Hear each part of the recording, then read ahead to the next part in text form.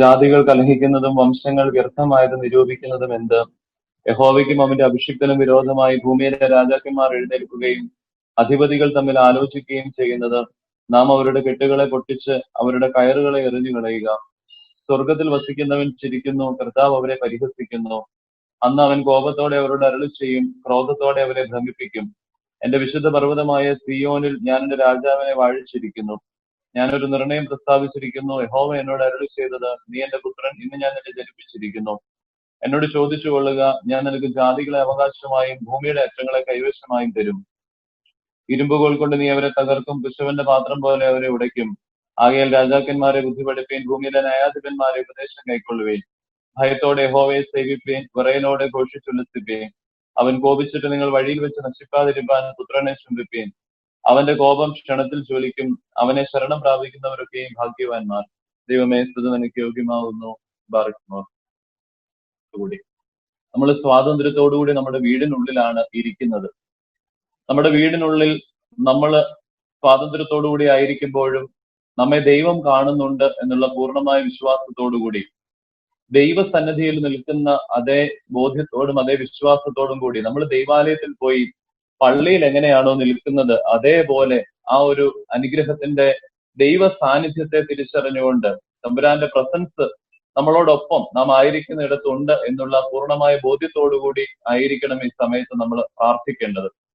നമുക്കറിയാം, ലോകം മുഴുവനും ഒരു മഹാമാരിയാല് വേദനപ്പെട്ടുകൊണ്ടിരിക്കുമ്പോൾ ഇന്നുവരെയും നമ്മെ ദൈവം കാത്തു പരിപാലിച്ചു. നമ്മുടെ മേന്മകളോ നമ്മുടെ ശ്രേഷ്ഠതകളോ നമ്മൾ ദൈവത്തിന് കൂടുതൽ കൊള്ളാവുന്നവര് ആയതുകൊണ്ടോ ആണെന്നൊന്നും അഹങ്കരിക്കേണ്ടതില്ല. ഈ ഒരു ദിവസം കൂടി ദൈവം നമ്മെ കരുതി. ദൈവം നമുക്ക് ഈ ദിവസവും ആപത്തുകളോ അപകടങ്ങളോ രോഗങ്ങളോ ബുദ്ധിമുട്ടുകളോ ഒന്നുമില്ലാതെ സംരക്ഷിച്ചു. അത് ദൈവത്തിന്റെ കരുണയാണ് എന്നുള്ള പൂർണ്ണമായ ബോധ്യത്തോടെ വിശ്വാസത്തോടു കൂടി തമ്പുരാന്റെ കരങ്ങളിലേക്ക് നമ്മെ തന്നെ പരിപൂർണമായിട്ട് ഏൽപ്പിച്ചു കൊടുത്തുകൊണ്ട് നമുക്ക് ഈ സമയം പ്രാർത്ഥിക്കാം. എന്നോടയോനെ നീ എന്നെ കൺമണി പോൽ കാത്തിടണമേ, നിൻ ചിറകാലെ മറച്ചു പരീക്ഷയിൽ നിന്നെന്നെ കാക്കണമേ. എന്നെ തന്നെ സന്നിധിയിൽ കാഴ്ചയാണ് പാനും നാഥ, എന്നെ നിനക്കു സുഗന്ധമതായി അർപ്പിപ്പാനും കൃപ ചെയ്യുക. ദൈവത്തിന്റെ സന്നിധിയിൽ പൂർണ്ണമായി നമ്മെ സമർപ്പിച്ചു കൊടുത്തുകൊണ്ട് പൂർണ്ണമായി നമ്മുടെ ജീവിതത്തെയും നമ്മുടെ ജീവനെ നമ്മുടെ ഹൃദയ വിചാരങ്ങളെയും നമ്മുടെ ജീവിതത്തിലെ എല്ലാ ആകുലതകളെയും നാം എന്തൊക്കെ കാര്യങ്ങളിൽ ബുദ്ധിമുട്ടുന്നുണ്ടോ പ്രയാസപ്പെടുന്നുണ്ടോ എല്ലാ വിഷമങ്ങളെയും യേശുവിന്റെ ചുമലിലേക്ക് കൊടുത്തുകൊണ്ട് ഈ സമയം നമുക്ക് ഏറ്റവും ഫ്രീ ആയിട്ട് ഇരുന്നുകൊണ്ട് ദൈവത്തെ നമുക്ക് മഹത്വപ്പെടുത്താം. സന്തോഷത്തോടുകൂടി ആയിരുന്നുകൊണ്ട് ദൈവത്തെ നമുക്ക് മഹത്വപ്പെടുത്താം. അധ്വാനിക്കുന്നവരും ഭാരം ചുമക്കുന്നവരുമേ നിങ്ങൾ എന്റെ അടുക്കൽ വരുവിൻ, ഞാൻ നിങ്ങളെ ആശ്വസിപ്പിക്കാമെന്ന് അരുളി ചെയ്ത ദൈവത്തിന്റെ സന്നിധിയിലാണ് നാം ആയിരിക്കുന്നുള്ള പൂർണ്ണമായ ബോധ്യത്തോടുകൂടി എന്തെങ്കിലും വിഷമങ്ങൾ ഉണ്ടെങ്കിൽ, എന്തെങ്കിലും സങ്കടങ്ങൾ ഉണ്ടെങ്കിൽ, എന്തെങ്കിലും ബുദ്ധിമുട്ടുകൾ ഉണ്ടെങ്കിൽ, പ്രിയപ്പെട്ടവരെ ഓർത്തോ ഉറ്റവരെ ഓർത്തോ നാം വേദനിക്കുന്നുണ്ടെങ്കിൽ അതൊക്കെ തമ്പുരാന്റെ കരങ്ങളിലേക്ക് ഏൽപ്പിച്ചു കൊടുത്തുകൊണ്ട് ഇത് ദൈവം നമ്മോട് ഇടപെടുന്ന സമയമാണെന്നുള്ള പൂർണ്ണമായ ബോധ്യത്തോടുകൂടി നമുക്ക് തമ്പുരാന്റെ കയ്യിലേക്ക് എല്ലാം ഏൽപ്പിച്ചു കൊടുത്തുകൊണ്ട് ഈ സമയം പ്രാർത്ഥിക്കാം. കാരുണ്യവാനായ ദൈവമേ, സ്വർഗീയ പിതാവേ, നാഥ, ഞങ്ങളുടെ ജീവിതത്തെ നിന്റെ തൃക്കരങ്ങളിലേക്ക് ഈ സമയം സമർപ്പിച്ച് ഞങ്ങൾ എല്ലാവരും ഒത്തുചേർന്ന് പ്രാർത്ഥിക്കുമ്പോൾ ദൈവമേ, ശരീരം കൊണ്ട് ഞങ്ങൾ പലയിടങ്ങളിലാണെങ്കിലും മനസ്സുകൊണ്ടും ആത്മാവ് കൊണ്ടും പ്രാർത്ഥനയിലും ഞങ്ങൾ ഒന്നിച്ച് നിന്റെ സന്നിധിയിലായിരിക്കുന്നു എന്ന് തമ്പുരാനെ ഞങ്ങളെ തന്നെ ഏൽപ്പിച്ചു തന്നുകൊണ്ട് പ്രാർത്ഥിക്കുന്നു. ഞങ്ങളുടെ ജീവിതത്തെ നീ ഇവിടെ ഏറ്റെടുക്കുമാറാകണമേ. ദൈവമേ, ഞങ്ങളുടെ ജീവിതത്തിലെ കുറവുകളെ, പ്രയാസങ്ങളെ, പ്രതിസന്ധികളെ, ബലഹീനതകളെ എല്ലാം നീ ഇവിടെ ഏറ്റെടുത്തുകൊണ്ട് ഞങ്ങളെ നിനക്ക് കൊള്ളാവുന്നവരാക്കി തീർക്കുമാറാകണമേ എന്ന് പ്രാർത്ഥിക്കുന്നു. കർത്താവേ, കണ്ടാലും മകനെ, മകളെ, നീ എന്റെ പ്രിയപുത്രനാണ്, നീ എന്റെ മകനാണ്, മകളാണെന്നുള്ള വലിയ വിളി കേൾക്കുവാൻ ഞങ്ങൾക്ക് ഇടയാകണമേ എന്ന് പ്രാർത്ഥിക്കുന്നു. കർത്താവേ, സ്വർഗസ്ഥനായ ഞങ്ങളുടെ പിതാവേ എന്ന് നിന്നെ വിളിക്കുവാനായിട്ട് ഞങ്ങളെ പഠിപ്പിച്ച കർത്താവേ, ഞങ്ങളെ മക്കളായി നീ ഇവിടുന്ന് തെരഞ്ഞെടുത്തതിനായി നിന്നെ ഞങ്ങൾ സ്തുതിക്കുന്നു, സ്തോത്രം ചെയ്യുന്നു. കർത്താവേ, ദൈവമേ, ഒരുപാട് കുറവുകളുണ്ടെന്ന് ഞങ്ങൾ സമ്മതിക്കുകയാണ് തമ്പുരാനെ. നിന്റെ സന്നിധിയിൽ നീ ഞങ്ങളുടെ ഹൃദയങ്ങളിലേക്ക് നോക്കുമ്പോൾ, നീ ഞങ്ങളുടെ ഓരോരുത്തരുടെയും വ്യക്തി ജീവിതങ്ങളിലേക്ക് നോക്കുമ്പോൾ ദൈവമേ, നിനക്ക് കൊള്ളാത്തതായിട്ട് ഒരുപാട് കാര്യങ്ങൾ ഞങ്ങളുടെ ജീവിതത്തിൽ ഉണ്ടെന്ന് ഞങ്ങൾ സമ്മതിക്കുകയാണ്. കർത്താവേ, നാഥാ, എങ്കിലും നീ ഞങ്ങളെ തള്ളിക്കളയരുത്, ഉപേക്ഷിക്കരുത് എന്ന് പ്രാർത്ഥിക്കുന്ന ദൈവമേ, നിന്റെ വചനം ഓർമ്മപ്പെടുത്തുന്നുണ്ടല്ലോ, പാപത്തിൽ നിന്ന് നീയല്ലാതെ മറ്റാരും അകന്നിരിക്കുന്നില്ല എന്നുള്ളത്. ദൈവമേ, ഞങ്ങൾ മനുഷ്യരാണെന്ന് ഗണിച്ചുകൊണ്ട് ഞങ്ങളുടെ പാപങ്ങളെ, തെറ്റുകളെ, കുറ്റങ്ങളെ, കടങ്ങളെ എല്ലാം നീ എവിടെ നിന്ന് പരിഹരിക്കുമാറാകണമേ എന്ന് പ്രാർത്ഥിക്കുന്ന ദൈവമേ. പ്രത്യേകിച്ച് ദൈവമേ, ഞങ്ങൾ പ്രാർത്ഥിക്കാൻ കടപ്പെട്ടിരിക്കുന്ന എല്ലാവരെയും ഓർത്ത് പ്രാർത്ഥിക്കുകയാണ്. ദൂരദേശങ്ങളിലായിരിക്കുന്നവരെ സമർപ്പിച്ച് പ്രാർത്ഥിക്കുന്ന ദൈവമേ, പ്രത്യേകിച്ച് ഇതിന്റെ മക്കളൊക്കെയും മറ്റൊരു രാജ്യത്തായിരിക്കുമ്പോൾ ദൈവമേ, സ്വന്തക്കാരെ കുറിച്ച്, ബന്ധുക്കാരെ കുറിച്ചൊക്കെയും ഇവരുടെ മനസ്സിൽ വേവലാതികളോടും കൂടി ആയിരിക്കുമ്പോൾ ദൈവമേ, എല്ലാവരെയും നീ ഇവിടുന്ന് കാത്തു പരിപാലിക്കണമേ എന്ന് പ്രാർത്ഥിക്കുന്ന ദൈവമേ. ഈ ലോകത്തെ ഈ മഹാമാരിയിൽ നിന്ന് വീണ്ടെടുക്കണമേ എന്ന് പ്രാർത്ഥിക്കുന്ന കർത്താവേ. കോവിഡിന്റെ രോഗത്താൽ ബുദ്ധിമുട്ടുന്ന എല്ലാവരെയും നീ അവിടെ വീണ്ടെടുക്കണമേ എന്ന് പ്രാർത്ഥിക്കുന്ന കർത്താവേ. അതിന്റെ ഭയത്തിലായിരിക്കുന്നവരെല്ലാം നീ അവിടെ നിന്ന് സംരക്ഷിക്കണമേ എന്ന് പ്രാർത്ഥിക്കുന്ന കർത്താവേ. ഞങ്ങളിൽ നിന്ന് ഭയത്തെയും ഞങ്ങളിൽ നിന്ന് എല്ലാ ബന്ധനങ്ങളെയും നീ അവിടെ നിന്ന് നീക്കി മായിച്ചു കളയണമേ എന്ന് പ്രാർത്ഥിക്കുന്ന കർത്താവേ. പ്രത്യേകമായിട്ട് ഇടവകയിൽ ഞങ്ങൾ ഇന്ന് ജന്മദിനം ആഘോഷിക്കുന്നവരെ ഓർത്തുവല്ല കർത്താവേ. അവർക്ക് വേണ്ടി ഈ സമയം ഞങ്ങൾ പ്രാർത്ഥിക്കുകയാണ് ദൈവമേ. അവരെ നീ അവിടെ നിന്ന് അനുഗ്രഹിക്കണമേ. കഴിഞ്ഞ ഒരു വർഷക്കാലം നീ അവർക്ക് ചൊരിഞ്ഞു കൊടുത്ത എല്ലാ നന്മകൾക്കായിട്ട്, എല്ലാ അനുഗ്രഹങ്ങൾക്കായിട്ട്, എല്ലാ കൃപകൾക്കായിട്ട് തന്നെ ഞങ്ങൾ സ്തുതിക്കുകയാണ് കർത്താവേ. വരുന്ന വർഷവും ദൈവമേ അനുഗ്രഹത്തിന്റെ വർഷമായി തീരണമേ. പ്രതിസന്ധികളൊക്കെ നീങ്ങിപ്പോയി സന്തോഷവും സമാധാനവും ജീവിതത്തിലേക്ക് കടന്നു വരുവാൻ നീ ഇവിടെ നിന്ന് സഹായിക്കണമേ, ഒരുക്കണമേ എന്ന് പ്രാർത്ഥിക്കുന്നു കർത്താവേ. ഞങ്ങളുടെ രോഗികളെല്ലാം തൃക്കരങ്ങളിൽ ഏൽപ്പിച്ച് പ്രാർത്ഥിക്കുന്നു ദൈവമേ. ഞങ്ങൾ കഴിഞ്ഞ ആഴ്ച ഓർത്ത് പ്രാർത്ഥിച്ച രോഗികള്, ഞങ്ങളുടെ ബന്ധുതയിലും ഞങ്ങളുടെ ചർച്ചക്കാരിലും ഞങ്ങൾ അറിയുന്നവരിലും ഞങ്ങളുടെ സുഹൃത്തുക്കളിലൊക്കെ ഈ രോഗാവസ്ഥയിലായിരിക്കുന്നവര്, ദൈവമേ രോഗത്തിന്റെ ഭീതിയിലായിരിക്കുന്നവരെല്ലാവരെയും തൃക്കരങ്ങളിൽ ഏൽപ്പിച്ച് പ്രാർത്ഥിക്കുകയാണ്. നീ അവരെ തൊട്ട് നീ അവിടുന്ന് സൗഖ്യം കൊടുക്കുമാറാകണമേ എന്ന് പ്രാർത്ഥിക്കുന്ന ദൈവമേ. ഞങ്ങളുടെ സമുദായത്തെ തൃക്കരങ്ങളിൽ ഏൽപ്പിച്ച് പ്രാർത്ഥിക്കുന്നു. പ്രശ്നങ്ങളും പ്രതിസന്ധികളും ബുദ്ധിമുട്ടുകളും എല്ലാം നീങ്ങിപ്പോകണമേ എന്ന് പ്രാർത്ഥിക്കുന്ന കർത്താവേ. ഒരു ജനതയായി, ഒരു സമൂഹമായി നിന്നെ സ്തുതിക്കുവാനായിട്ട്, വിഭാഗീയതകളൊക്കെയും മാറിപ്പോകുവാനായിട്ട് നീ ഇവിടെ ഇടയാക്കി തീർക്കണമേ എന്ന് പ്രാർത്ഥിക്കുന്ന കർത്താവേ. ദൈവമേ, ദൂരദേശത്തായിരിക്കുന്ന ഇന്നിന്റെ മക്കള് ഇവരെല്ലാവരും ഇന്ന് കർത്താവെ ഒന്ന് ചേർന്ന് ഈ പ്രാർത്ഥനാ കൂട്ടായ്മയിൽ വന്നിരിക്കുന്നു. ഇവരുടെ വിലപ്പെട്ട സമയത്തെ ദൈവമേ ഈ പ്രാർത്ഥനയ്ക്കായിട്ട് ചെലവഴിച്ചിരിക്കുമ്പോൾ അത് അനുഗ്രഹത്തിന് കാരണമാകണമേ എന്ന് പ്രാർത്ഥിക്കുന്നു.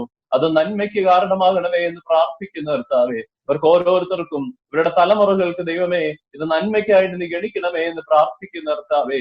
ഈ സമയം അനുഗ്രഹത്തിന്റെ സമയമായി തീർന്നു എന്ന് പറയുവാനായിട്ട് നീ ഇടയാക്കി തീർക്കണമേ എന്ന് പ്രാർത്ഥിക്കുന്ന കർത്താവേ. ദൈവമേ, പല ആളുകളും ഇന്ന് പലയിടങ്ങളിലും ജോലിയുടെ ഭാരങ്ങളെ ബുദ്ധിമുട്ടുന്നുണ്ടല്ലോ കർത്താവേ. ജോലി നഷ്ടപ്പെടുമോ എന്ന് ഓർത്ത് വേവലാതിപ്പെടുന്നുണ്ടല്ലോ കർത്താവേ. ജീവിത ഭാരത്താൽ വലയുന്നുണ്ടല്ലോ കർത്താവേ. എല്ലാവരും തൃക്കരങ്ങളിൽ ഏൽപ്പിച്ച് പ്രാർത്ഥിക്കുകയാണ് ദൈവമേ. നീ അറിയാതെ ഒന്നും സംഭവിക്കുന്നില്ല എന്ന് ഞങ്ങൾ വിശ്വസിക്കുകയാണ് ദൈവമേ.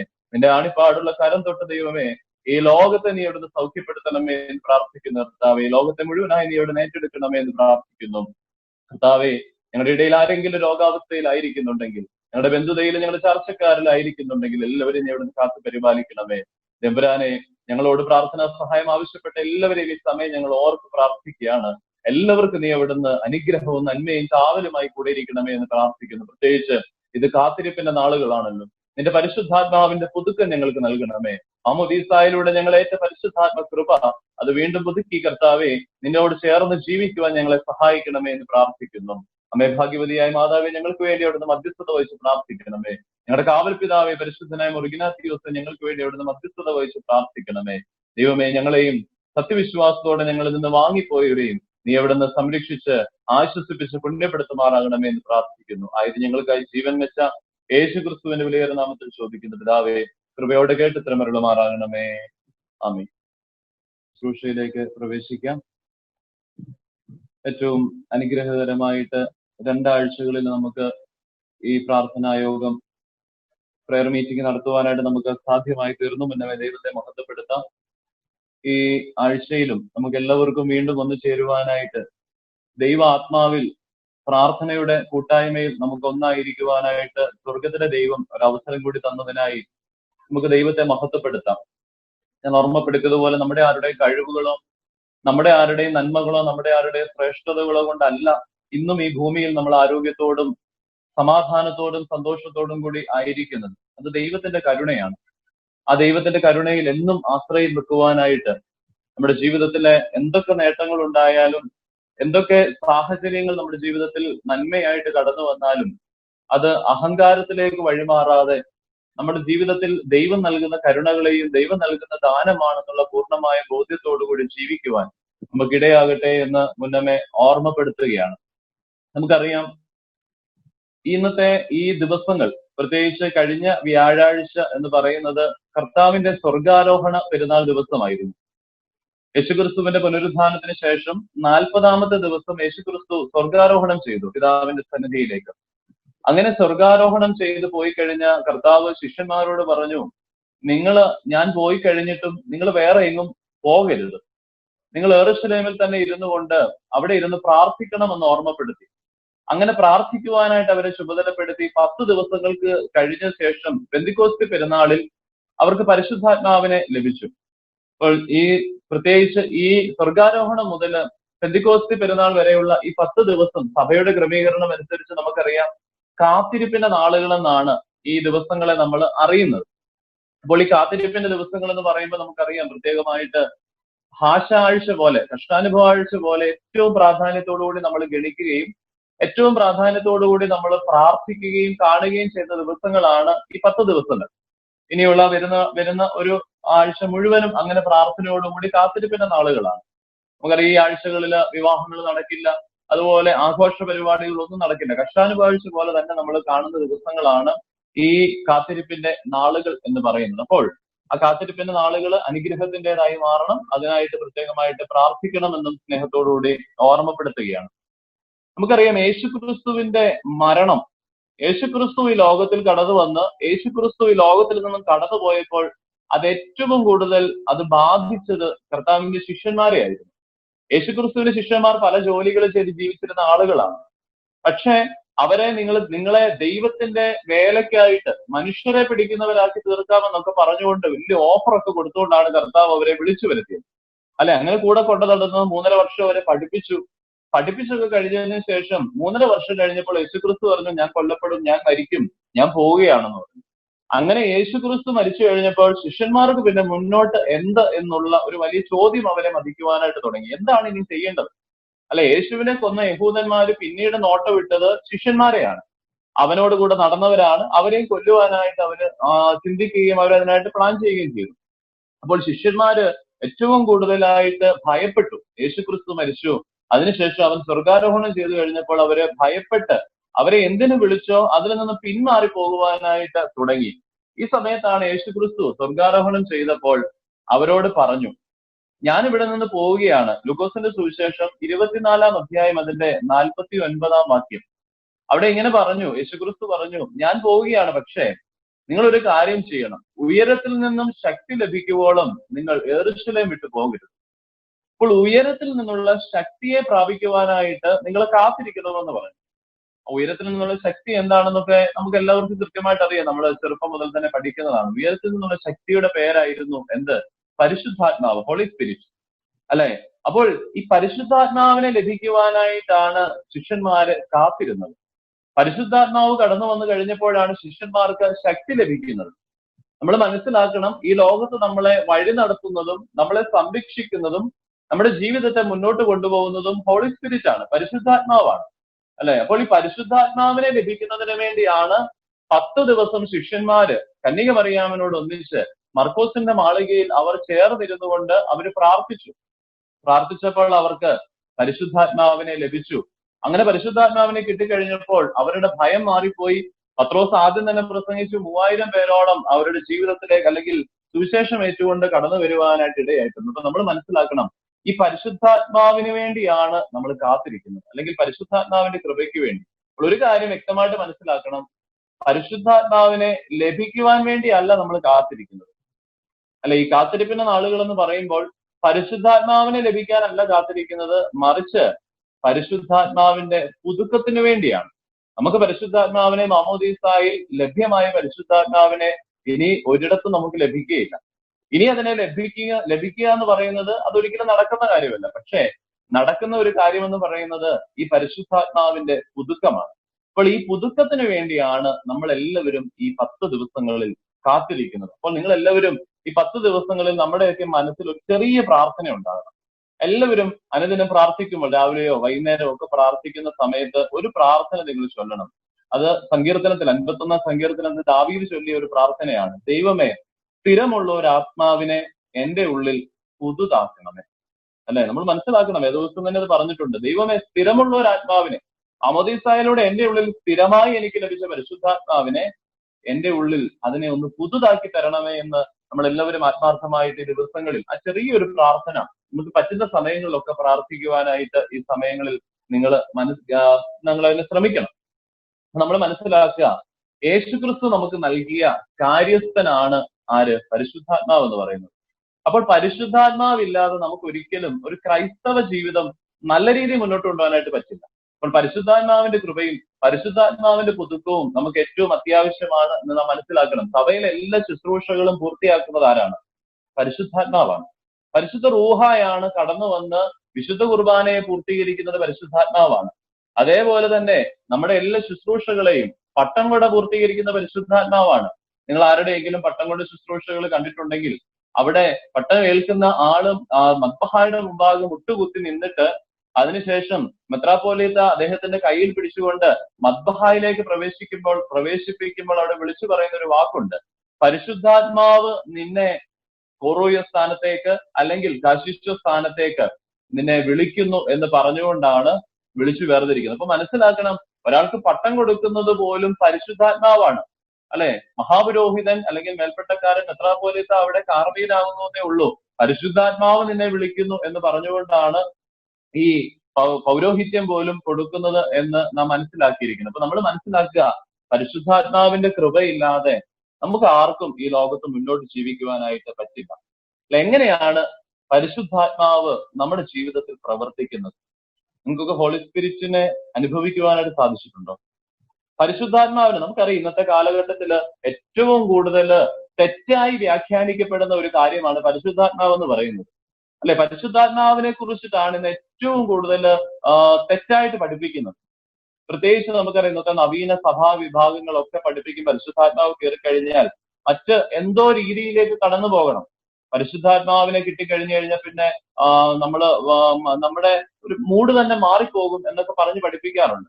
പക്ഷെ ഒരു കാര്യം നമ്മൾ മനസ്സിലാക്കണം, എന്താണ് പരിശുദ്ധാത്മാവ് എന്ന് മനസ്സിലാക്കുകയും എങ്ങനെയാണ് പരിശുദ്ധാത്മാവ് നമ്മുടെ ജീവിതത്തിൽ ഇടപെടുന്നത് എന്ന് മനസ്സിലാക്കുകയും ചെയ്യാതെ ഒരിക്കലും നമുക്ക് പരിശുദ്ധാത്മാവിനെ കുറിച്ച് അതിന്റെ കൃപയിൽ ജീവിക്കുവാനായിട്ട് നമുക്ക് സാധിക്കില്ല. അപ്പൊ നമ്മൾ ഇന്നത്തെ ചെറിയ ഈ ചിന്തയിലൂടെ അത് മാത്രമാണ് നമ്മൾ ചിന്തിക്കുന്നത്. നമ്മുടെ പേഴ്സണൽ ലൈഫിൽ എങ്ങനെയാണ് പരിശുദ്ധാത്മാവ് പ്രവർത്തിക്കുന്നത്, അല്ലെങ്കിൽ ഒരു വ്യക്തി, ഒരു ക്രിസ്ത്യാനി അല്ലെങ്കിൽ ഒരു വ്യക്തി പരിശുദ്ധാത്മാവിൽ എങ്ങനെയാണ് ജീവിക്കുന്നത് എന്ന് മാത്രം നമുക്കിന്ന് ചിന്തിക്കാം. പരിശുദ്ധാത്മാവ് ഒരു വ്യക്തിയിലേക്ക് കടന്നു വരുമ്പോൾ, അല്ലെങ്കിൽ പരിശുദ്ധാത്മാവ് ഒരു വ്യക്തിയിൽ ജീവിക്കുന്നത് 3 തലങ്ങളിലാണ്. ഒരു 3 തലങ്ങളിലാണ് പരിശുദ്ധാത്മാവ് നമ്മുടെ ജീവിതത്തിൽ പ്രവർത്തിക്കുന്നത്. അത് നമ്മുടെ വിശുദ്ധ കുർബാനയിൽ നമ്മൾ ചൊല്ലുന്ന ഒരു പ്രാർത്ഥനയുണ്ട്. ആ പ്രാർത്ഥനയിലൂടെ അത് എക്സ്പ്ലെയിൻ ചെയ്യാനായിട്ട് പറ്റും. ആ പ്രാർത്ഥന എങ്ങനെയാണ്? ക്രിസ്തോസിന്റെ തക്സ എന്ന് പറയുന്ന പല തക്സാകളുണ്ട് കുർബാനയെ നമ്മൾ ചൊല്ലുമ്പോഴും. ആ തക്സായിൽ നമ്മൾ ഇങ്ങനെ ചൊല്ലുന്ന ഒരു പ്രാർത്ഥനയുണ്ട്, ദൈവമേ, അവിടുത്തെ ദൈവിക കൃപകളും ദാനങ്ങളും അനുഗ്രഹങ്ങളും നിന്റെ ഇടവകയിലും നിന്റെ ആടുകളിലും വന്ന് വസിച്ച് കവിഞ്ഞൊഴുകുമാറാകണമേ. നിങ്ങൾ ആരെങ്കിലും കേട്ടിട്ടുണ്ടോ ഈ പ്രാർത്ഥന? കുർബാനയെ നമ്മൾ ശ്രദ്ധിച്ചു നിന്നാൽ മതി, പ്രാർത്ഥന നമുക്ക് കേൾക്കാം. നിന്റെ അനുഗ്രഹങ്ങളും നിന്റെ ദാനങ്ങളും നിന്റെ ഇടവകയിലും നിന്റെ ആളുകളിലും അല്ലെങ്കിൽ ആടുകളിലും വന്ന് വസിച്ച് കവിഞ്ഞൊഴുകുമാറാകണമേ. പ്രിയമുള്ളവരെ, ഈ 3 തലങ്ങളാണ് പരിശുദ്ധാത്മാവ് ഒരാളുടെ വ്യക്തിയിൽ പ്രവർത്തിക്കുന്നത്. വരിക, വസിക്കുക, കവിഞ്ഞൊഴുകുക. നമുക്ക് ആ 3 കാര്യങ്ങൾ മാത്രം ഒന്ന് പെട്ടെന്ന് ചിന്തിച്ച് നമുക്ക് അവസാനിപ്പിക്കാം.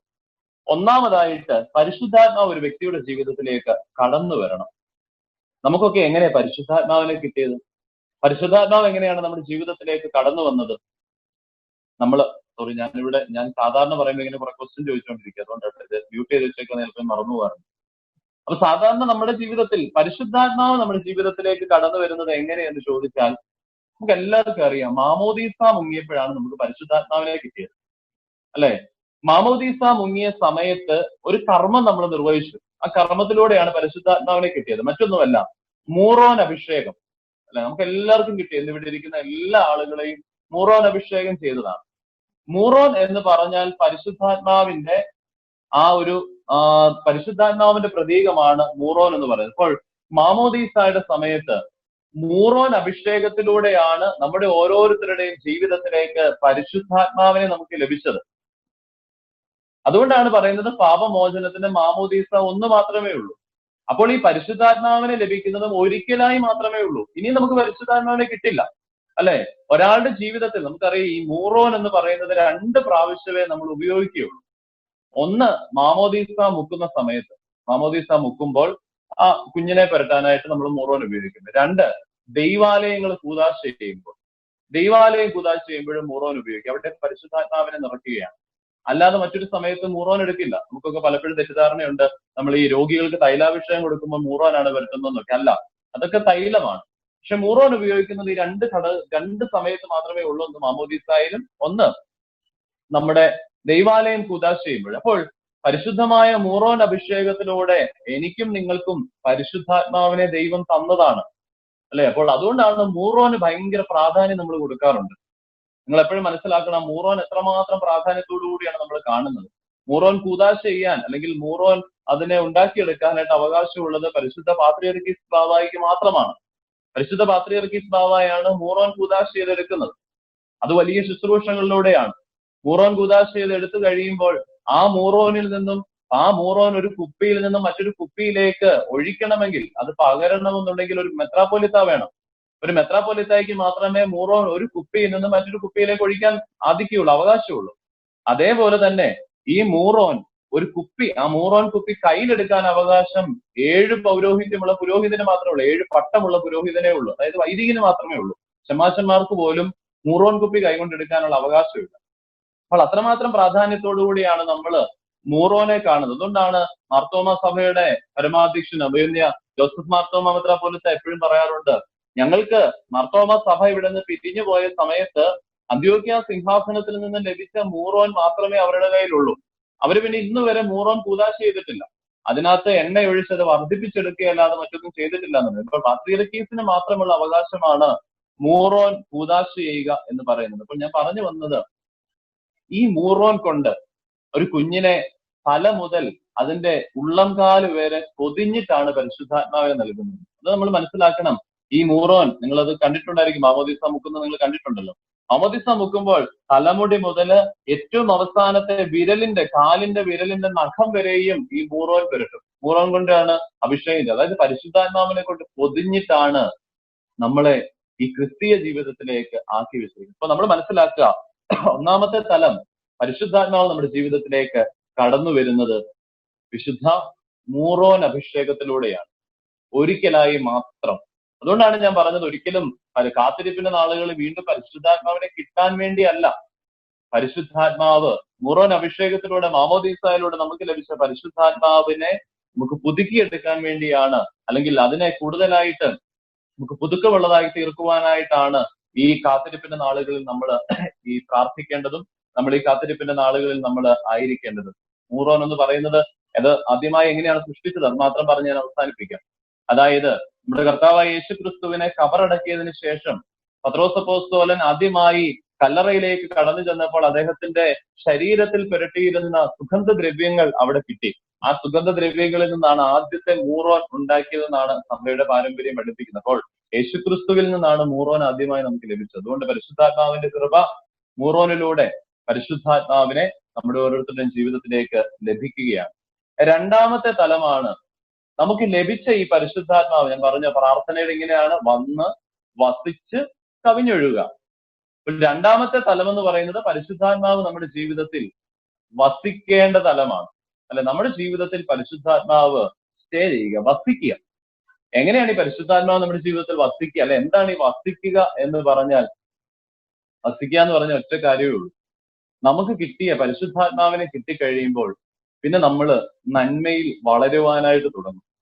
യോഹന്നാന്റെ സുവിശേഷം 16-ാം അധ്യായം 8-ാം വാക്യത്തിൽ പറയുന്നുണ്ട്, ആത്മാവ് നിങ്ങളിലേക്ക് വന്നു കഴിയുമ്പോൾ നിങ്ങൾക്ക് പാപത്തെക്കുറിച്ചും നീതിയെക്കുറിച്ചും ന്യായവിധിയെക്കുറിച്ചുമുള്ള ബോധ്യം ഉണ്ടാകും.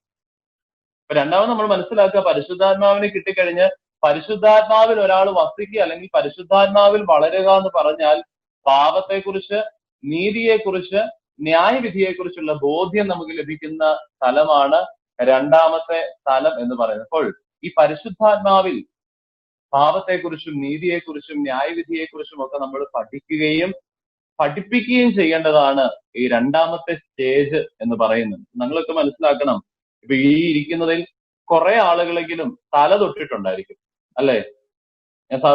ഞാൻ ഇങ്ങനെ പ്രസംഗിക്കുമ്പോൾ ഈ തല തൊട്ടവരെ കൈ പൊക്കിക്കാറുണ്ട്. തല തൊടുന്ന ആളുകൾ, അല്ലെ? നമ്മൾക്കൊക്കെ അതൊരു പ്രിവിലേജ് ആണ്, നമ്മുടെ കൊച്ചുമക്കളെ തല തൊടുക എന്ന് പറയുന്നത്. നിങ്ങൾക്കൊക്കെ അറിയാവോ എന്താ ഈ തല തൊടുക എന്ന് പറഞ്ഞാൽ? എന്തിനാ തല തൊടുന്നെന്നറിയോ? ഇവിടെ ഇരിക്കുന്നതിൽ കുറെ പേരെങ്കിലും ഒക്കെ തല തൊട്ടിട്ടുണ്ടായിരിക്കും. എന്തിനാണ് തല തൊടുന്നത് നമ്മൾ മനസ്സിലാക്കിയിട്ടുണ്ടോ? പ്രത്യേകിച്ച് ആന്റിമാരൊക്കെയാണ് നല്ല സാരിയൊക്കെ കൊടുത്ത് ആ വീഡിയോയിലൊക്കെ കിട്ടാൻ വേണ്ടി നന്നായിട്ട് നല്ല ഒരുങ്ങിയൊക്കെ നമ്മൾ പോയി തല തൊടാറുണ്ട്, അല്ലെ? നന്നായിട്ട് നമ്മൾ ഒരുങ്ങിപ്പോയി തല തൊട്ട് ഭയങ്കരമായിട്ട് നല്ല ഷൈൻ ചെയ്യാറുണ്ട് തല തൊടുന്ന സമയത്ത്. എന്തിനാ തല തൊട്ടത്? ഞാനൊരു കാര്യം പറയാം. ഈ തല തൊടുക എന്ന് പറയുന്നത് കുറച്ച് അപകടം പിടിച്ചൊരു പരിപാടിയാട്ടോ. ഈ തല തൊടുന്നത് കുറച്ച് അപകടം പിടിച്ചൊരു പരിപാടിയാണ്. നമ്മൾ പറയും തല തൊടുന്ന ആള് വിശുദ്ധ കുമ്പസാരം നടത്തി കുർബാന അനുഭവിച്ചിട്ട് വേണം തല തൊടാനെന്ന് പറയാറുണ്ട്. എന്താണ് ഈ തല തൊടുന്ന അപകടം പിടിച്ച പരിപാടി എന്ന് ഞാൻ പറഞ്ഞുതരാം. ഒറ്റ കാര്യമേ ഉള്ളൂ. ഈ കൊച്ചു വഴി പിഴച്ചു പോയാൽ ദൈവം ആദ്യം ചോദിക്കുന്നത് നിങ്ങളോടാണ്. തല തൊടുന്ന ആളോടാണ്. ഒരു വ്യക്തി നശിച്ചു പോയാൽ, ദൈവത്തിൽ നിന്ന് മാറിപ്പോയാൽ ആദ്യം കണക്ക് പറയേണ്ടത് തല തൊടുന്ന ആളാണ്. കാരണം എന്താണെന്നറിയാവോ? ഈ കൊച്ചിന്റെ അപ്പനും അമ്മയും നമ്മളൊരു കുഞ്ഞിനെ തല തൊടുമ്പോൾ, അല്ലെങ്കിൽ ഈ ഒരു കുഞ്ഞിന് ജന്മം കൊടുക്കുമ്പോൾ, ഒരപ്പനും അമ്മയും എവിടെയെങ്കിലും പോയിട്ട് സത്യം ചെയ്യുന്നുണ്ടോ ഈ കൊച്ചിനെ ഞാൻ നന്നായിട്ട് വളർത്തിക്കോളാമെന്ന്? ഇല്ല. പക്ഷെ ഈ തല തൊടുന്ന ആളുണ്ടല്ലോ, മദ്ബഹായുടെ മുമ്പിൽ നിന്നൊരു സത്യം ചെയ്യുകയാണ്. ഈ കുഞ്ഞിനെ ഞാൻ ദൈവത്തിന് കൊള്ളാവുന്നവരായി നന്മയിൽ വളർത്തിക്കൊള്ളാമെന്നൊരു പ്രതിജ്ഞ അവിടെ വെച്ച് എടുക്കുന്നുണ്ട്. അപ്പൊ മനസ്സിലാക്കിക്കോണം, അപ്പനോടും അമ്മയോടും ചോദിക്കുന്നതിനേക്കാളും കൂടുതൽ ഉത്തരം പറയേണ്ടി വരുന്നത് തല തൊടുന്ന ആളാണ്. അപ്പോൾ ഇനി എപ്പോഴും ഓർത്തോണം, ഷൈൻ ചെയ്ത് ഷോ ഒക്കെ കാണിച്ച് നമ്മൾ തല തൊടുമ്പോൾ ഓർത്തോണം, പിള്ളേർ പിഴച്ചു പോയാൽ ആദ്യം ചോദിക്കുന്നത് തല തൊട്ട ആളോടാണ്. അപ്പൊ അതുകൊണ്ട് അത് മനസ്സിലാക്കാനും പഠിപ്പിക്കാനും പറ്റുമെങ്കിൽ മാത്രമേ തല തൊടാനായിട്ട് നമ്മൾ ഇറങ്ങി പുറപ്പെടാവുള്ളൂ. അല്ലാതെ പേരിടാൻ മാത്രമല്ല തല തൊടുന്നത് എന്ന് നമ്മൾ മനസ്സിലാക്കിയിരിക്കണം. അപ്പോൾ കുഞ്ഞുങ്ങളെ പറഞ്ഞ് പഠിപ്പിക്കണം. നിങ്ങൾക്കറിയാം, നിങ്ങളുടെയൊക്കെ കുഞ്ഞുങ്ങളിൽ പലപ്പോഴും തല തൊട്ട ആള് നമുക്കറിയാം നാട്ടിലായിരിക്കും, ഇന്ത്യയിലായിരിക്കും. നിങ്ങളിപ്പോ കാനഡയിലാണ്. അപ്പൊ നിങ്ങൾക്ക് പലരും പറയാറുണ്ട്, ഞാൻ പലരോടും പറയുമ്പോൾ പലരും പറയാറുണ്ട്, അച്ഛാ ഞാൻ തല തൊട്ടു എന്ന് മാത്രമേ ഉള്ളൂ, പിന്നെ ഞാൻ അതിനെ കണ്ടിട്ട് പോലും ഇല്ലെന്ന് പറയും. പിന്നെ ആൾ കാണുന്ന ഇതുപോലെ വീഡിയോ കോളിലൂടെയാന്ന് പറയും, അല്ലെ? അപ്പൊ പിന്നെ ഞാൻ എങ്ങനെയാ അച്ഛാ പഠിപ്പിക്കുന്നെന്ന് പറയും. പക്ഷെ ഒരു കാര്യം നിങ്ങൾ ഓർക്കണം, വീഡിയോ കോളിലൂടെയോ അല്ലെങ്കിൽ ഈ കുഞ്ഞിനെ എപ്പോൾ കൈ കിട്ടുന്നോ അപ്പോഴൊക്കെ കൊച്ചിനോട് ഒരു വാക്ക് പറഞ്ഞു കൊടുക്കണം, മോനെ ഞാനാ നിന്റെ തല തൊട്ടത്, അതുകൊണ്ട് നീ വേറെ വഴിക്കൊന്നും പോയേക്കരുത്, എനിക്ക് പണി പഠിച്ചു തരരുതെന്ന് പറയണം. രണ്ടാമതായിട്ട്, തല തൊടുന്ന കുഞ്ഞിന് വേണ്ടി ഓരോ ദിവസവും നമ്മൾ പ്രാർത്ഥിക്കണം. നമ്മുടെ സ്വന്തം മക്കൾക്ക് വേണ്ടി പ്രാർത്ഥിക്കുന്ന അതേപോലെ തന്നെ നമ്മൾ തല തൊടുന്ന ആൾക്ക് വേണ്ടി, ആ കുഞ്ഞിന് വേണ്ടി നിങ്ങൾ പ്രാർത്ഥിക്കണം. ദൈവമേ, ആ കുഞ്ഞിനെ ഞാൻ തല തൊട്ട് ആ നന്മയിൽ വളരുവാനായിട്ടാണ് ഞാൻ ആഗ്രഹിച്ചത്, അത് അതുപോലെ വളരുവാൻ ഇടയാകണമേ എന്ന് പ്രാർത്ഥിക്കണം. നിങ്ങൾ ഒരു കാര്യം നിങ്ങൾ മനസ്സിലാക്കിയിരിക്കും, ഒറ്റ ദിവസം പോലും തല തൊട്ട കുഞ്ഞിന് വേണ്ടി പ്രാർത്ഥിക്കാതിരിക്കരുത്. അതൊരു പ്രിവിലേജ് തന്നെയാണ് തല തൊടുക എന്ന് പറയുന്നത്. പക്ഷേ അത് അതിനേക്കാൾ അപ്പുറമായിട്ടൊരു ഉത്തരവാദിത്തമാണ് നമ്മൾ മനസ്സിലാക്കിയിരിക്കണം. കുഞ്ഞിനെ നന്മയിൽ വളർത്തുവാനായിട്ടുള്ള ഉത്തരവാദിത്വം. എന്നുകൊണ്ട് മാതാപിതാക്കൾക്ക് ഉത്തരവാദിത്വം ഇല്ല എന്നല്ല പറയുന്നത്, ഉത്തരവാദിത്വം ഉണ്ട്, അല്ലെ? നമ്മൾ കുഞ്ഞുങ്ങളെ ചെറുപ്പം മുതൽ തന്നെ ദൈവത്തെ കൊടുത്ത് വളർത്തണം. നമുക്കറിയാം, നിങ്ങളൊക്കെ ജീവിക്കുന്നത് മറ്റൊരു സംസ്കാരത്തിലാണ്, മറ്റൊരു കൾച്ചറിലാണ് നിങ്ങൾ ജീവിച്ചുകൊണ്ടിരിക്കുന്നത്. പക്ഷെ അവിടെയും നമുക്ക് നമ്മുടേതായ ഒരു കൾച്ചറുണ്ട്, നമുക്ക് നമ്മുടേതായ ഒരു പാരമ്പര്യമുണ്ട്. നമ്മൾ അതിനെ നമ്മുടെ കുഞ്ഞുങ്ങൾക്ക് കൈമുതലായിട്ട് നമ്മൾ കൊടുക്കണം. നിങ്ങൾ പറഞ്ഞു പഠിപ്പിക്കണം. ചെറുപ്പം മുതൽ തന്നെ കുഞ്ഞുങ്ങളെ, ഞാൻ പറഞ്ഞതുപോലെ ദൈവവിശ്വാസത്തെ കൊടുത്ത് പഠിപ്പിക്കണം. നന്മ, നീതി എന്താണ്, ന്യായവിധി എന്താണ്, പാപം എന്താണ്, പുണ്യം എന്താണ്, ഇതൊക്കെ നമ്മുടെ കുഞ്ഞുങ്ങളോട് പറഞ്ഞു കൊടുത്ത് പഠിപ്പിക്കേണ്ട ഒരു ഉത്തരവാദിത്വം മാതാപിതാക്കൾക്കും തലതൊട്ട ആളിനും ഉണ്ട്. അവിടെയാണ് പരിശുദ്ധാത്മാവിൽ നമ്മൾ വളരുക എന്ന് പറയുന്നത്. ഞാനൊരു ചെറിയ ഉദാഹരണം പറയാം. നമുക്കൊക്കെ ഈ കുഞ്ഞുങ്ങളെ പഠിപ്പിക്കാനായിട്ട് ഇന്ന് സമയമില്ല. നമ്മളൊക്കെ ഈ കുഞ്ഞുങ്ങളെ വിശ്വാസം പഠിപ്പിക്കുന്നതിൽ നിന്ന് ഒരുപാട് പിന്നോട്ട് പോയിട്ടുണ്ട്. അതൊക്കെ സൺഡേ സ്കൂൾ ടീച്ചേഴ്സിന്റെ കടമയാണ് നമ്മളൊക്കെ പറയുന്നത്. സൺഡേ സ്കൂൾ ടീച്ചേഴ്സ് പഠിപ്പിക്കും, പക്ഷേ അതിനേക്കാളും വലിയ ഉത്തരവാദിത്വം നമുക്ക് ഓരോരുത്തർക്കും ഉണ്ട്, മാതാപിതാക്കൾക്ക് ഉണ്ടെന്ന് നമ്മൾ മറന്നു പോകരുത്.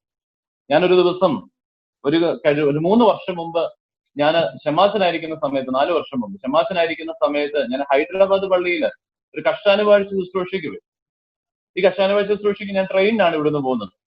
ഈ ട്രെയിനിന് ഞാൻ പോയപ്പോൾ ഞാനിരിക്കുന്ന ബോഗിയില്, ഞാനിരിക്കുന്ന ആ സ്ഥലത്ത് ഞാൻ ഒരാൾ ഒഴികെ ബാക്കി മുഴുവനും ആ സീറ്റില്, കൂപ്പയില് ഇരിക്കുന്ന ആൾ എന്ന് പറയുന്നത് ഒരു മുസ്ലിം ഫാമിലിയാണ്. ഒരു മുസ്ലിമിലെ ഒരു ഇമാമാണ്. അദ്ദേഹം ഒരു മുസ്ലിയാരും അദ്ദേഹത്തിന്റെ വൈഫും അദ്ദേഹത്തിന്റെ മകളും അദ്ദേഹത്തിന്റെ അദ്ദേഹത്തിന്റെ ഒരു മകനും ആ മകളുടെ 3 കുട്ടികളും. ഇത്രയും പേരാണ് അവിടെ ഇരിക്കുന്നത്. നല്ല നോമ്പിന്റെ സമയമാണ്. ഇവര് നല്ല ചിക്കനൊക്കെ കഴിച്ച് ഇങ്ങനെ ഇരിക്കുകയാണ്. അപ്പോൾ ഇവരിങ്ങനെ അവര് ആ മൗലവി ആയതുകൊണ്ട് അതായത് അവർ കുറെ നേരം നിസ്കരിക്കുന്നുണ്ട്. നമുക്കറിയാം, നിങ്ങൾക്ക് ഈ മുസ്ലിം ഫാമിലിയെ നിങ്ങൾ എവിടെയെങ്കിലും ഒക്കെ കണ്ടിട്ടുണ്ടെങ്കിൽ മനസ്സിലാവും. ഞാൻ ജീവിക്കുന്ന ഇപ്പൊ മലപ്പുറം ജില്ലയിലാണ്, മുസ്ലിങ്ങൾ ഒത്തിരി ഉള്ളിടത്താണ്. ഈ മുസ്ലിങ്ങൾ എവിടെയെങ്കിലും കയറി കഴിഞ്ഞാൽ അവരൊരു വലിയ ഫാമിലിയാണ്. അവരൊരു ബസ്സിൽ കയറിയാലും അവരെ മുഴുവൻ ഫാമിലി ആയിട്ടേ കയറുള്ളൂ. അവരൊരു ഹോസ്പിറ്റലിൽ ചെന്നാലും അവരുടെ കൂടെ ഒരു വലിയ ഫാമിലി മെമ്പേഴ്സ് മുഴുവൻ കാണും, ഒത്തിരി പേര് കാണും. അപ്പോൾ ഇങ്ങനെ ഈ ട്രെയിനിൽ ഇവർ ഒത്തിരി പേര് ഇങ്ങനെ ഇരുന്ന് ആയിരിക്കുമ്പോൾ ഈ മൗലവിയുടെ ഈ മുസ്ലിം ഇമാമിന്റെ മകളുടെ കുഞ്ഞ് എന്ന് പറയുന്നത് 6 മാസം പ്രായമേ ആയിട്ടുള്ളൂ. ഈ കുഞ്ഞിനെ ഇവര് ആ ട്രെയിനെ തന്നെ ഒരു തൊട്ടിലൊക്കെ കെട്ടി, ഫാനെ കൂടെ കെട്ടി ഒരു തൊട്ടിലൊക്കെ കെട്ടി അവിടെ ഇട്ടിട്ട് ഈ കുഞ്ഞിനെ ഇങ്ങനെ പാട്ട് പാടി ഉറക്കുകയാണ്. അപ്പൊ ഞാൻ ഇവരെല്ലാം കൂടെ കണ്ടിട്ട് ഞാൻ മുകളിലത്തെ ബർത്തേ കയറി ഞാൻ അവിടെ കിടക്കുകയാണ്. ഈ സമയത്ത് ഞാനിങ്ങനെ ഈ മൗലവിയുടെ ഭാര്യ ഈ കുഞ്ഞിനെ പാട്ട് പാടി ഉറക്കുന്നത് ഞാനിങ്ങനെ ശ്രദ്ധിച്ചു. ഞാൻ ഇങ്ങനെ ശ്രദ്ധിച്ചപ്പോൾ എനിക്ക് മനസ്സിലായി, അവര് പാടുന്ന താരാട്ട് പാട്ട് ഇങ്ങനെയായിരുന്നു. ലാ ഇലാ ഇല്ലല്ല. അവരൊരു ട്യൂണിൽ ഇങ്ങനെ പാടുകയാണ്. ലാ ഇലാ ഇല്ലല്ല, ലാ ഇലാ ഇല്ലല്ല, ഇങ്ങനെ പാടുകയാണ്. ഞാനിങ്ങനെ കുറെ നേരം ചെവി ഓർത്തു. അത് കഴിഞ്ഞിട്ട് ഞാനിങ്ങനെ ഓർത്തു, അവര് പാടി കൊടുക്കുകയാണ്. 6 മാസം പ്രായമുള്ള ഒരു കൊച്ചിനോട് അവർ പറഞ്ഞു കൊടുക്കുന്ന ഒരു പാട്ടാണത്. ലാ ഇലാ ഇല്ലല്ല എന്ന് പറഞ്ഞാൽ അള്ളാഹു അല്ലാതെ മറ്റൊരു ദൈവമില്ല. ഒരു കുഞ്ഞിന്റെ ചെവിയിൽ, ഒരു കുഞ്ഞ് ജനിച്ചു കഴിഞ്ഞാൽ ഉടനെ ഇവർ ചെവിയിൽ ഓതി കൊടുക്കുന്നതാണ് ലാ ഇലാ ഇല്ലല്ല. നമ്മൾ പലപ്പോഴും പറയും മുസ്ലിങ്ങൾ തീവ്രവാദികളാന്ന് പറയും, അള്ളാഹുവിന് വേണ്ടി അവരെല്ലാരെയും കൊല്ലുമെന്നൊക്കെ പറയും. ഞാനൊരു കാര്യം ചോദിച്ചോട്ടെ, ഇത്ര ചെറുപ്പം മുതൽ തന്നെ ഇങ്ങനെ ഒരു വിശ്വാസം അവരുടെ ഹൃദയത്തിലേക്ക് കൊടുത്താൽ എങ്ങനെ അവർ അള്ളാഹുവിന് വേണ്ടി കൊല്ലാതിരിക്കും? അല്ലെ? നമ്മളൊന്ന് ഓർത്തു നോക്കിയാൽ നമ്മുടെ പിള്ളേരെയൊക്കെ നമ്മൾ പാട്ട് പാടുന്നത്, നമ്മൾ പാടുന്ന താരാട്ട് നമ്മൾ ആരെങ്കിലും പാടുവോ? വെളിവ് നിറഞ്ഞ ഒരു ഈശോ നിൻ വെളിവാൽ എന്നൊക്കെ പറഞ്ഞ് നമ്മളെ ഏതേലും കുഞ്ഞുങ്ങളെ നമ്മൾ പാടി ഉറക്കിയിട്ടുണ്ടോ? ഇനിയോ പാടിയാൽ തന്നെ പിള്ളേരായാലും ഉറങ്ങുമോ ഈ പാട്ട് പാടിയാ? ഈ കൊച്ചുങ്ങളൊക്കെ ഉണ്ടെങ്കിൽ നാളെ ആരും പോയി വെളിവ് നിറഞ്ഞ ഒരു ഈശോ പാടി ഉറക്കാനൊന്നും പോണ്ട കേട്ടോ. നമ്മള് സിനിമാ പാട്ടൊക്കെ പാടി പ്രേമത്തിന്റെ പാട്ടൊക്കെ പാടിയൊക്കെ ഉറക്കും. പക്ഷെ കുറച്ച് കഴിയുമ്പോൾ പിള്ളേരുടെ വഴിക്ക് അങ്ങനെ പോവുകയും ചെയ്യും. അല്ലെ? ഞാൻ പറഞ്ഞു വെളിവ് നിറഞ്ഞ ഒരു ഈശോയിൽ ഉറക്കണമെന്നൊന്നും അല്ല പറഞ്ഞത്. ചെറുപ്പം മുതലേ വിശ്വാസം പഠിപ്പിച്ചു കൊടുക്കണം കുഞ്ഞുങ്ങളെ. ചെറുപ്പം മുതലേ ദൈവവിശ്വാസത്തിൽ മക്കളെ വളർത്തുവാനായിട്ടുള്ള ഒരു ഉത്തരവാദിത്വം ആർക്കൊക്കെ ഉണ്ട്? അപ്പനുണ്ട്, അമ്മയ്ക്കുണ്ട്. കഴിഞ്ഞ ആഴ്ച ഞാനത് പറഞ്ഞു, അപ്പന്റെ അമ്മയുടെ ഉത്തരവാദിത്വം ഞാൻ പറഞ്ഞു. മൂന്നാമത് ഏറ്റവും ഉത്തരവാദിത്വം ഉള്ളതാണ് തല തൊടുന്ന ആളെന്ന് പറയുന്നത്, ഗോഡ് ഫാദർ ഗോഡ് മദർ. ഓർക്കുക, നിങ്ങൾ ആരെങ്കിലും തല തൊട്ടിട്ടുണ്ടെങ്കിൽ ആ കുഞ്ഞിനു വേണ്ടി പ്രാർത്ഥിക്കണം. ആ കുഞ്ഞിനെ നന്മയിൽ വളർത്തുവാനായിട്ട് പ്രത്യേകം ശ്രദ്ധിക്കണം. അതുകൊണ്ട് രണ്ടാമത്തെ തലം എന്ന് പറയുന്നത് ക്രിസ്തുവിൽ വളരുകയും നമുക്ക് പരിശുദ്ധാത്മാവ് നമ്മുടെ ജീവിതത്തിൽ വസിക്കുക എന്ന് പറഞ്ഞാൽ പാപത്തെക്കുറിച്ച് നമ്മൾ മനസ്സിലാക്കുക. നമ്മുടെ ജീവിതത്തിൽ പാപങ്ങൾ വരുമ്പോൾ കുമ്പസാരിക്കുക, വിശുദ്ധ കൂദാശകളെ നമ്മൾ ഗൗരവപൂർവമായിട്ട് എടുക്കുക, പ്രാർത്ഥിക്കുക, വേദപുസ്തകം വായിക്കുക, മറ്റുള്ളവർക്ക് നന്മ ചെയ്യാൻ പറ്റുമെങ്കിൽ നന്മ ചെയ്തു കൊടുക്കുക. ഇതിനെയൊക്കെയാണ് പരിശുദ്ധാത്മാവ് ഒരാളുടെ ജീവിതത്തിൽ വസിക്കുമ്പോൾ ഒരാളുടെ ജീവിതത്തിൽ ഉണ്ടാകേണ്ടത്. ഇനി മൂന്നാമത്തെ തലമാണ്, നമുക്ക് അവസാനിപ്പിക്കാം. മൂന്നാമത്തെ തലമാണ് പരിശുദ്ധാത്മാവ് ഒരാളുടെ ജീവിതത്തിൽ കവിഞ്ഞൊഴുകുക.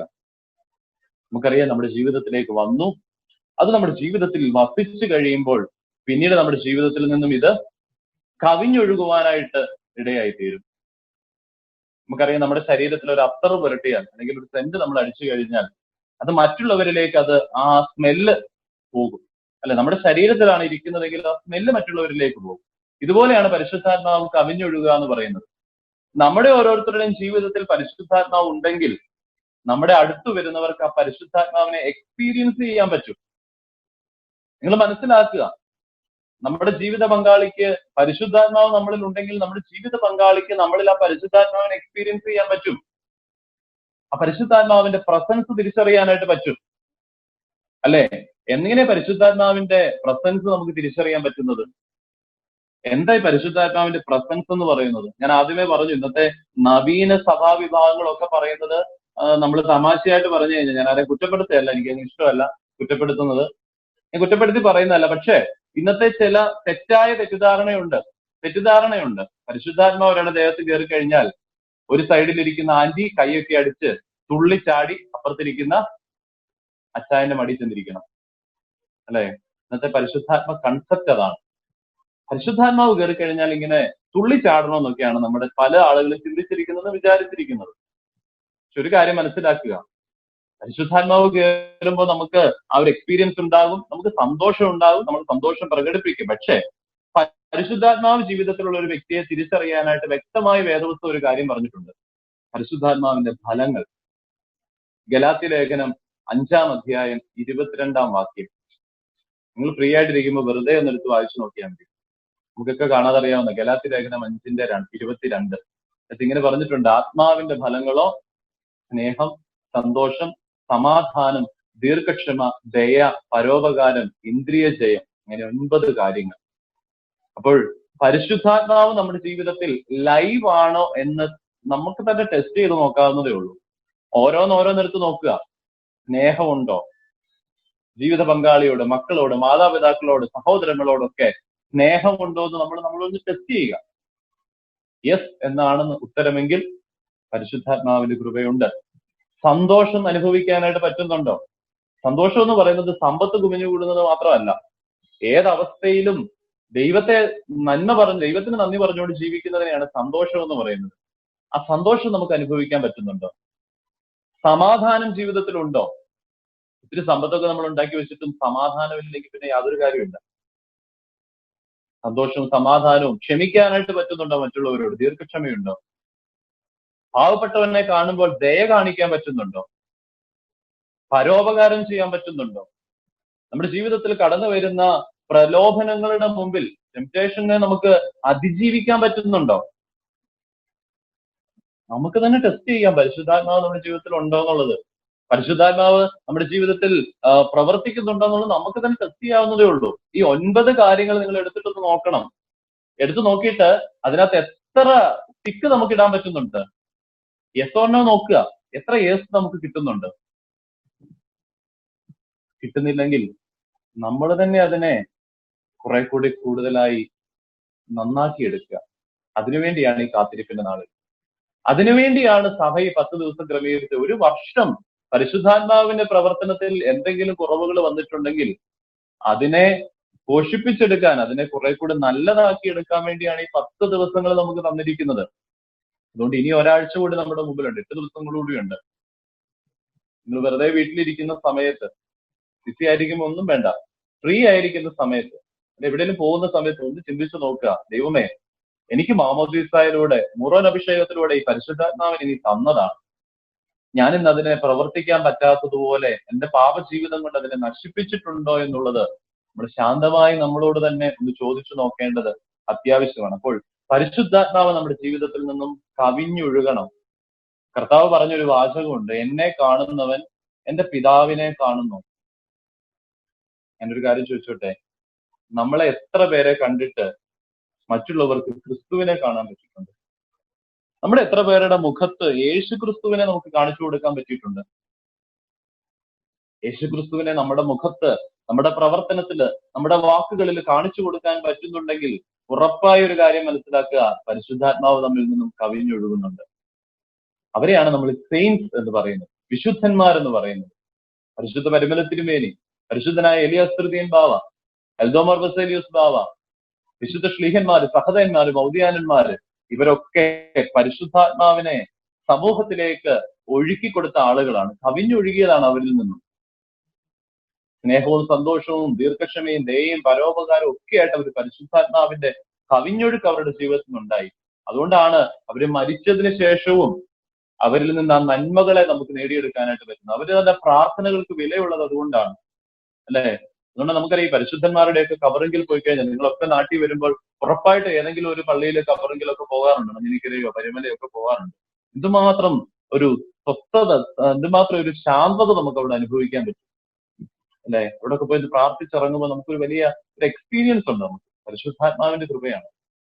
ഞാൻ എന്റെ വാക്കുകൾ അവസാനിപ്പിക്കുകയാണ്. ഇവളൊരേ കാത്തിരിക്കുന്ന നാളുകളിൽ പരിശുദ്ധാത്മാവിനെ നമുക്ക് പുതുക്കാം. പരിശുദ്ധാത്മാവ് ജീവിതത്തിലേക്ക് കൂടുതലായി ശക്തിയോടെ കടന്നു വരുവാനായിട്ട്. നമുക്കറിയാം, ഇന്ന് പരിശുദ്ധാത്മാവ് പ്രത്യേകിച്ച് കരിസ്മാറ്റിക് പ്രസ്ഥാനങ്ങളൊക്കെ ഉണ്ട്. പരിശുദ്ധാത്മാവിനെ ഒരുപാട് പേർക്ക് ഇത് അനുഭവിച്ചറിയുവാനായിട്ട് സാധിക്കുന്നുണ്ട്.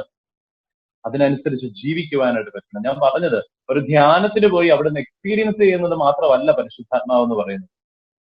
ധ്യാനം കഴിഞ്ഞ് അല്ലെങ്കിൽ ഒരു പ്രാർത്ഥന കഴിഞ്ഞ് പുറത്തേക്ക് ഇറങ്ങുമ്പോൾ എന്റെ ജീവിതത്തിൽ ഈ ഗലാത്യ ലേഖനം 5:22 പറയുന്ന പരിശുദ്ധാത്മ ഫലങ്ങള് പുറപ്പെടുവിക്കാനായിട്ട് സാധിച്ചാൽ അതാണ് എന്തെന്ന് പറയുന്നത്, പരിശുദ്ധാത്മാവിലുള്ള ജീവിതം എന്ന് പറയുന്നത്. അതുകൊണ്ട് ഒറ്റ കാര്യം മാത്രം ചെയ്യുക. ഈ ദിവസങ്ങളിൽ എല്ലാവരും ആ സിമ്പിൾ ആയിട്ടുള്ള ചെറിയ പ്രാർത്ഥന ഒന്ന് ചൊല്ലുക. ദൈവമേ, സ്ഥിരമുള്ള ഒരു ആത്മാവിനെ എന്റെ ഉള്ളിൽ പുതുതാക്കണം. ആ പ്രാർത്ഥന ചൊല്ലി നമ്മൾ തന്നെ നമ്മുടെ ജീവിതത്തിലെ പരിശുദ്ധാത്മാവിന്റെ ആ കൃപ എത്രമാത്രം ഉണ്ടെന്നുള്ളതൊന്ന് ടെസ്റ്റ് ചെയ്യുക. ഞാൻ പറഞ്ഞല്ലോ, ടെസ്റ്റ് ചെയ്യാൻ ഒറ്റ മാനദണ്ഡമേ ഉള്ളൂ. ഈ ഗലാത്യർ 5:22 പറയുന്ന എത്ര കാര്യങ്ങൾ നമുക്ക് ഇന്ന് പെർഫെക്റ്റ് ആയിട്ട് ചെയ്യാൻ പറ്റുന്നുണ്ട്. എല്ലാം ഒന്നും പെർഫെക്റ്റ് ആയിട്ട് ചെയ്യാൻ ചിലപ്പോൾ പറ്റിയെന്ന് വരില്ല കേട്ടോ. എല്ലാം നമ്മളൊക്കെ മനുഷ്യരാണ്, ദേഷ്യപ്പെട്ടെന്നൊക്കെ ഇരിക്കും. പക്ഷെ നമ്മള് കുറെയെങ്കിലും ഒക്കെ നീതിയിൽ ജീവിക്കാൻ, കുറെയെങ്കിലും ഒക്കെ പാപബോധത്തിൽ ജീവിക്കാൻ, കുറെയെങ്കിലും ഒക്കെ ദൈവവിശ്വാസത്തിൽ ജീവിക്കാൻ നമുക്ക് സാധിക്കണം. നമ്മുടെ കുഞ്ഞുങ്ങൾക്ക് അത് പറഞ്ഞു കൊടുക്കണം, പകർന്നു കൊടുക്കണം. പറഞ്ഞല്ലോ, മുസ്ലിം ഫാമിലിയുടെ കാര്യം ഞാൻ അതുകൊണ്ട് ഒരു എക്സാമ്പിൾ പറഞ്ഞതാണ്. നമ്മുടെ ഫാമിലിയിൽ നിന്നാണ് വിശ്വാസം പഠിക്കേണ്ടത്.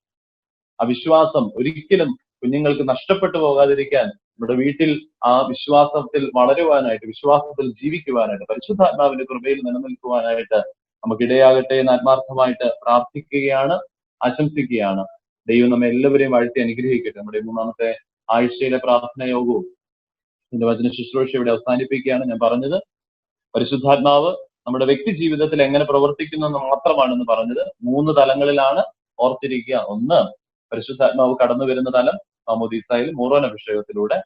2, പരിശുദ്ധാത്മാവ് വസിക്കുന്ന തലം, അത് നമ്മൾ നന്മയിൽ വളരുന്നുണ്ട്, പാപത്തെക്കുറിച്ചും നീതിയെക്കുറിച്ചും ന്യായവിധിയെക്കുറിച്ചും ഒക്കെ മനസ്സിലാക്കുകയും നമ്മുടെ കുഞ്ഞുങ്ങൾക്ക് അതൊക്കെ പറഞ്ഞു കൊടുക്കുകയൊക്കെ ചെയ്യുന്ന 2-ാമത്തെ തലം. 3-ാമത്തെ സ്റ്റേജ് എന്ന് പറയുന്നത് നമ്മുടെ ഉള്ളിലുള്ള പരിശുദ്ധാത്മാവിനെ മറ്റുള്ളവർക്ക് അനുഭവിക്കാനായിട്ട് സാധിക്കുന്ന തലം, അല്ലെ? ആ പരിശുദ്ധാത്മ കൃപകൾ നമ്മുടെ ജീവിതത്തിൽ, ആ ഫലങ്ങൾ നമ്മുടെ ജീവിതത്തിൽ ഉണ്ടോ എന്ന് നമ്മൾ മനസ്സിലാക്കേണ്ടതാണ്. അതുകൊണ്ട് ദൈവത്തിന്റെ പരിശുദ്ധാത്മാവിന്റെ കൃപയിൽ ജീവിക്കാൻ, ആ പരിശുദ്ധാത്മാവ് ഹോളി സ്പിരിറ്റ് നമ്മളെല്ലാവരെയും വഴി നടത്തട്ടെ എന്ന് ആത്മാർത്ഥമായിട്ട് പ്രാർത്ഥിച്ചുകൊണ്ട് ആശംസിച്ചുകൊണ്ട് ഞാൻ വാക്കുകൾ ഉപസംഹരിക്കുകയാണ്. ദൈവ തിരുനാമം മാത്രം മഹത്വപ്പെടുമാറാകട്ടെ.